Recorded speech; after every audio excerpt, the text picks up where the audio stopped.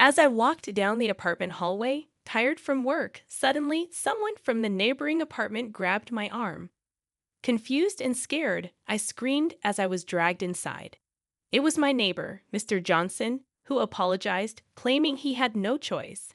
Suspicious, I pulled away, demanding an explanation. He nervously said, "Actually, my name is Luna. Now, let me tell you about my life. I'm 24, working in a well-known trading company. I enjoy the freedom of living alone in a city apartment, earning my own money. I grew up with a single mom who struggled to provide, but she never gave me an allowance. Despite her reasonable income, she was labeled a toxic parent. I moved out to escape her control, and I'll share our story. I was born and raised in a town near New York City. My childhood home was remote, making life difficult without a car or bus. Raised by my single mom, I should be grateful, but her restrictions created resentment. In elementary school, I asked for an allowance, but she refused, claiming money could lead to trouble. Despite promises, she never bought what I wanted. Birthdays were filled with disappointing educational books, and I realized my mom was different from my friends' parents. Every day, I desperately tried to find a way to escape my parents' control. Through middle and high school, it only intensified. Not only did I not get an allowance, but I also had to report and get permission for everything, whether it was hanging out with friends or going on dates. Once, after sneaking out to meet my boyfriend, I faced my mother's furious reaction the next morning. She declared that I would go without meals for the next 3 days. Without an allowance, I couldn't even buy food outside. Too embarrassed to let my friends or boyfriend know about my toxic mom, I couldn't ask them for something as simple as a snack. After 3 days of hunger, my concerned boyfriend approached me, asking if I was okay. Unable to hold back my tears, I'd opened up about my mother. I still remember the shock on his face. Although he sympathized at first, he began avoiding me afterward. 2 weeks later, I overheard him telling his friends that my mom seemed like a real problem, and he didn't want to deal with it.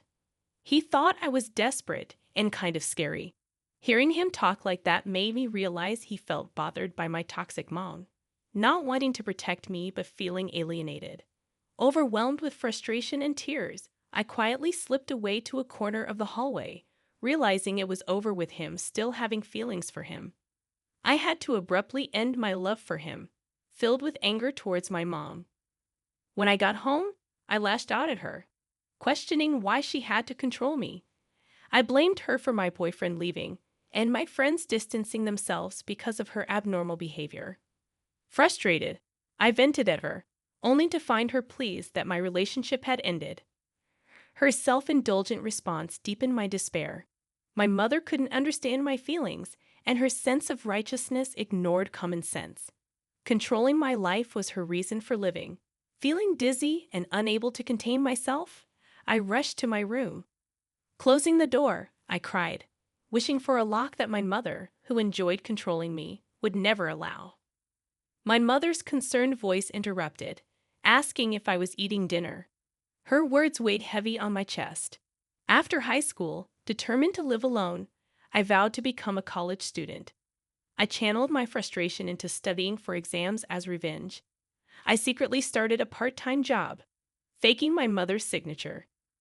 Gradually, I earned scholarships and slipped into the acceptance range of a New York public university. When I finally told my mother about my achievements, she smiled sweetly, praising my hard work. However, her reference to M University, a nearby public university, signaled that I wouldn't be allowed to live on my own. It was just a 20-minute commute from home. Despite choosing a university within New York, my mother insisted on a different one in a neighboring town. This left me feeling uneasy, as she continued trying to control me even as I was about to become a college student. Rejecting the idea of M University, I expressed my desire for our chosen university. In response, my mother sternly dismissed it, insisting on N University and questioning my chances of getting in. Frustrated and unable to hold back tears, I turned away from my mother and rushed to my room. Even as a college student, I couldn't escape her control. Balancing exams and part-time work was tough. And despite my efforts, it all seemed unnecessary. The frustration affected my sleep, leading me to take the entrance exam for M University, getting in as expected. Before I knew it, I was a college student, and my mother surprised me with a smartphone as a celebration gift. It was a remarkable shift from her previous controlling behavior. With the smartphone, I felt liberated, like a fish in water, thoroughly enjoying college life. Making new friends and engaging in normal communication, I also focused on my future, participating in student organizations and volunteer activities. Rather than joining clubs or sports teams, I applied what I learned to secure a position at the most famous trading company in the States, located in New York. Finally, as a working adult, I got to live on my own. My mother congratulated me on my job, presenting me with a $2,000 wallet as a gift. Over the past few years, her control over me had considerably loosened. Despite past resentment, I genuinely thanked her for everything as I began living apart from her. In the end, I decided to express my gratitude, and my mother's response was, "It's nothing. Just take care and do your best." Despite her recent change in attitude, I didn't question why she was so willing to let me go. Looking back, I should have been more suspicious, understanding that my mother wouldn't easily let me go. Nevertheless, I ended up living alone in a town near the center of New York City. The rent was high, but my company's housing allowance made my personal expenses around $600 a month. The apartment building wasn't large, and I would recognize the faces of fellow residents. I lived in a corner room on the third floor, and next door lived a man named Johnson. While we exchanged greetings, our interactions were limited.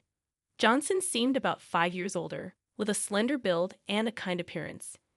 In New York, neighborly interactions are usually indifferent, so beyond a simple hello, I rarely spoke with Johnson. Fortunately, he didn't seem like a strange person. I kept my apartment secret from my mother, as I didn't want her showing up unannounced. When she asked about my address, I simply said, "I'll be back soon," and left it at that. She seemed a bit down but accepted it, saying, "Well, that's fine." Despite being focused on my work computer, my mother frequently called or texted me. During work, I received calls that interrupted my concentration, leading to irritation.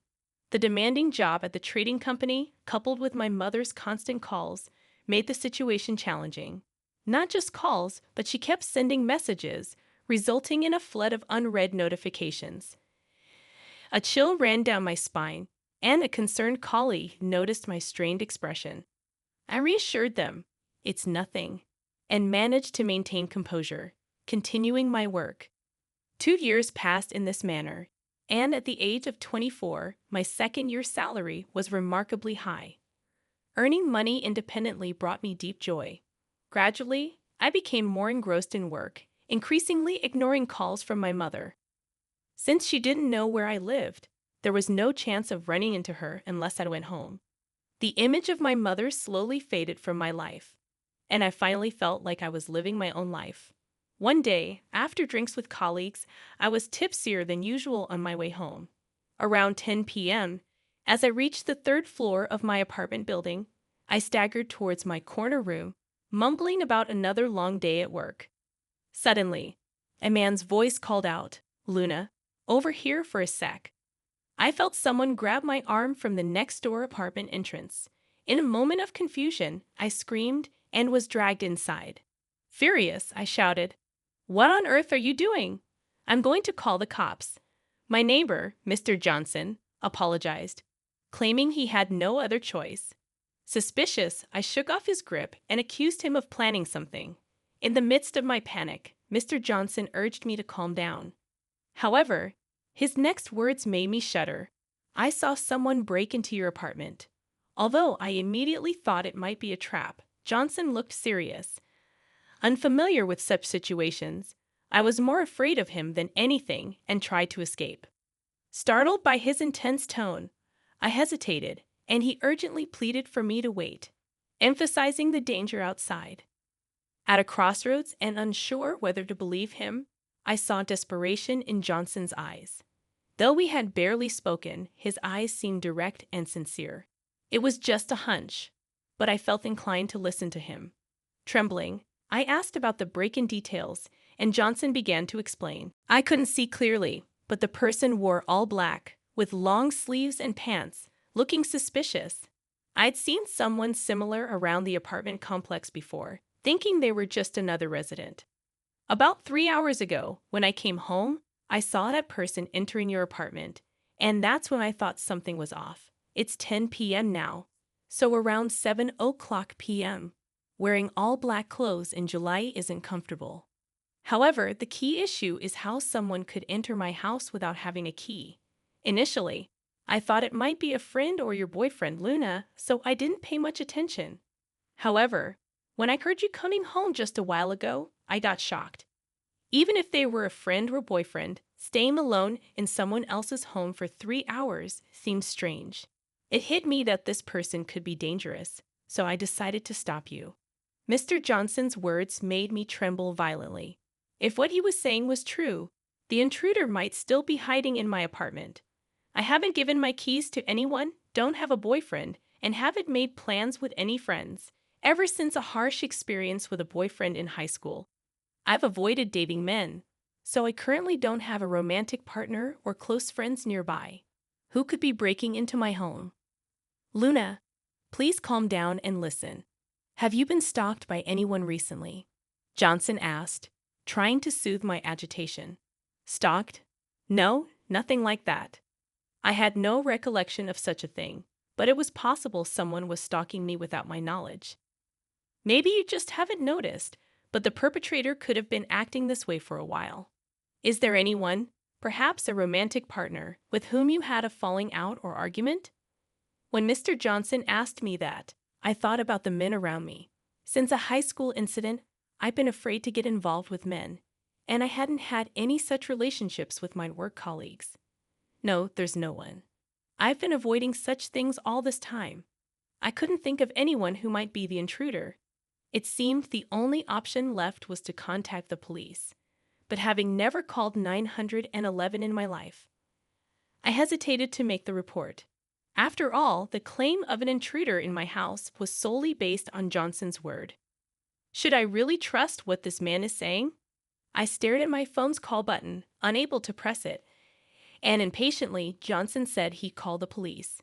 Just then, the doorbell rang, startling me, and I accidentally dropped my phone. Wondering who it could be at this time, I peeked through the peephole of Johnson's apartment door. Seeing the person in black clothes outside left me speechless. Mr. Johnson's voice was trembling too. He must be scared as well. Trying to steady my shaking body, I answered, "It's my mother." To Mr. Johnson, my response might have seemed anticlimactic. However, the fact that my mother was standing in front of Johnson's door next to my apartment brought an unbelievable amount of fear. What's going on? Mr. Johnson's voice trembled as well. Could it be that the person I mistook for a stalker was your mother? If so, I'm really sorry. That's a huge misunderstanding. I apologize. Mr. Johnson apologized to me, but I shook my head. No, it's not that. It's just that. I hesitated to tell Johnson that my mother was toxic and that I hadn't even given her the address of this apartment. Before I could, my mother banged on the door, saying, "Hello, excuse me. I think my daughter is in there. Could she come out, please?" My mother's loud voice echoed in the hallway, making me jump. How did she know where I live? And how did she know I was here? I flung open the door, and my mother said, "Oh, Luna, finally found you. I've been trying to contact you, but you've been ignoring me. I just wanted to see you so badly. I came here. Aren't you coming home yet?" Seeing my mother standing there as if it were the most natural thing made me feel nauseous. "Mom, how did you know where I live? And how did you know I was here?" I had so many questions, dressed all in black, just like Johnson described, like a stalker. And how did she know where my house and whereabouts were? Why was she sneaking around behind my back? Well, that's easy. I put GPS trackers in that smartphone and wallet. I was shocked by my mother's revelation. The smartphone and wallet were gifts for my mother for special occasions. I had been using the same smartphone for about 6 years, which means I've been monitored by my mother all this time. A chill ran down my spine, and I swallowed hard. At first, it was just a smartphone, but you sometimes leave it at home, right? So I thought if I put GPS trackers in both the phone and the wallet, you'd always have one with you. You're my precious daughter, Luna. I've always been worried about you, thinking what if something dangerous happened. Watching my mother speak so nonchalantly, I completely lost my composure. I thought that becoming a working adult meant I had finally gained true freedom, earning my own money, doing what I wanted when I wanted. I thought I could enjoy such basic freedoms that everyone else takes for granted. But it turned out I was just dancing in the palm of my mother's hand all along. If this continues, my life will forever be controlled by my mother. I can't stand that. I was done having my life thrown into disarray by my mother. Mom. I called out to her in a very calm voice. My mother responded in her usual clueless tone. Yes, what is it? I'm never going back home again, Mom. Whenever I'm with you, I feel like I'm always being restrained. It's always been like that, hasn't it? You call me your precious daughter, your beloved daughter, but you've stifled everything I wanted to do. You neatly clipped my wings every time I tried to spread them, using worry as a plausible excuse. Each time, it hurt me deeply and caused me great pain. I am not your possession, Mom. I have my own will as a person, and I don't want it to be tainted by anyone else. So, Mom, let's cut ties. Please don't ever contact me again or come to see me. In a final outburst, I shouted all my feelings at her. My mother, hearing my declaration of cutting ties for the first time, visibly paled. She must have been shocked to be defied like this, always assuming I would comply with her cutting ties. What? Why, I'm your mother, Luna. Look, I didn't come today to restrain you. That's right. I just thought of borrowing some money from you. That's all I came for. My mother, now in disarray, suddenly claimed she wanted to borrow money, which made no sense. Money? What are you talking about, Mom? Are you in debt? Were you planning to steal money from your daughter, who earns a lot? You never intended to borrow, did you? You sneaked into my apartment to steal money, right? Everything clicked about why she had been in my apartment for 3 hours. If she really wanted to see me, she would have called or texted. But there was no contact from her today. She must have planned to steal from me and then see me afterward. But I don't keep cash at home. My bank books are hidden where they can't be easily found. Frustrated that she couldn't fulfill her intention to steal, she just wanted to satisfy her desire to see me and came next door. Thinking this, I felt disgusted, even considering her as my mother. No, I just wanted to borrow a little. My mother, used to such confrontations, began to panic. I couldn't trust a single word she said anymore. Gathering all my strength, I yelled at her again, enough. A person who tries to steal from her own daughter is not a mother. Never show your face to me again. I'm canceling my phone. Goodbye. Ignoring my mother's wide-eyed expression, I forcefully shut Johnson's door. For a while, she kept shouting, Luna, I'm sorry. Please open the door. It seemed the neighbors found the commotion suspicious and called the police. I heard the sirens of a patrol car and my mother arguing with the police in the hallway. The police managed to take her out of the building. Exhausted, I slumped to the ground. Are you okay? Mr. Johnson asked, looking at me with concern. I'm sorry for involving you in a family fight because of my mother. No, it's okay. Just rest for today. Thankful for Mr. Johnson's kindness, I returned to my room and crawled into bed. I decided to sleep without thinking about anything. My consciousness slowly faded into darkness. As for what happened afterward, I separated my family register from my mother's to create some distance. Though legally I couldn't cut ties completely with my biological parent, having my name removed from her family register made me feel like I had escaped her control, and I felt a sense of relief. Furthermore, I threw away the smartphone and wallet my mother gave me, replaced them with new ones, and moved to a different apartment. Of course, I haven't shared my new phone number with my mother. Now she won't be able to pinpoint my whereabouts.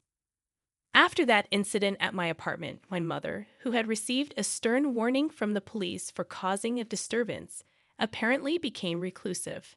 As she confessed, after I left home and started working, She indulged in high-end brands of clothes and bags to distract herself from loneliness, accumulating considerable debt. Eventually, she ran out of living expenses and resorted to borrowing from high-end lenders. She is now troubled daily by debt collectors. However, I couldn't bring myself to help her. The fact that she had controlled and monitored me, even using GPS, is a shocking event that I can never forgive and is etched in my heart. If cutting ties with her serves as a punishment for her, so be it. I plan to live in a world without my mother. Even after moving to my new apartment, I kept in touch with Johnson, my former neighbor. Initially, I reached out to thank him, but he continued to stay in contact, and now we even go out for meals together. Having refused romantic relationships with men for a long time, escaping from my mother's control has made me more open to love. If things go well with Johnson, it would ironically be thanks to my mother. But I want to build a bright future with Mr. Johnson away from my mother's knowledge.